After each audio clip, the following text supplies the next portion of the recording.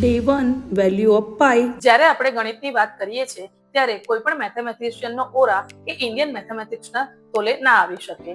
એક માધવાચાર્યનો શ્લોક છે, વિભૂત એટલે કે દેવતા 33 પ્રકારના, નેત્ર એટલે કે આંખો 2 પ્રકારની, ગજ હાથી અષ્ટદિગ્ગજ 8 પ્રકારના, અહી એટલે કે સર્પ 8 પ્રકારના, હુતાશન ફાયર 3 પ્રકારની, ત્રી અગેન 3, ગુણ 3 પ્રકારના, સત્વ રજત તમસ, વેદ 4 પ્રકારના, સામવેદ ઋગ્વેદ યજુર્વેદ અથર્વવેદ, ભ એટલે કે નક્ષત્ર 27 નક્ષત્ર, વારણ એટલે કે અગેન હાથી 8 પ્રકારના અષ્ટદિગ્ગજ, બાહુ એટલે કે 2 આમ. હવે આપણને એક અદ્ભુત સંખ્યા મળી છે. આ સંખ્યાને આપણે વર્તુળની પરિમિતિ સમજીએ અને 9 ખર્વ ના વ્યાસ લઈને જો આને ભાગવામાં આવે તો આપને એપ્રોક્સિમેટલી એ એક્ઝેક્ટ પાઈની વેલ્યુ 3.14 જ મળે છે.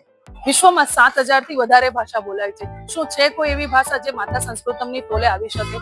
એટલે જ કહું છું કે શાળા અને કોલેજોમાં કમ્પલસરી સંસ્કૃત વિષય શીખવવામાં આવે, જેથી આપણા બાળકો ગ્રીક અને રોમન છોડીને પોતાની ભાષાથી ગણિત ભણતા શીખે.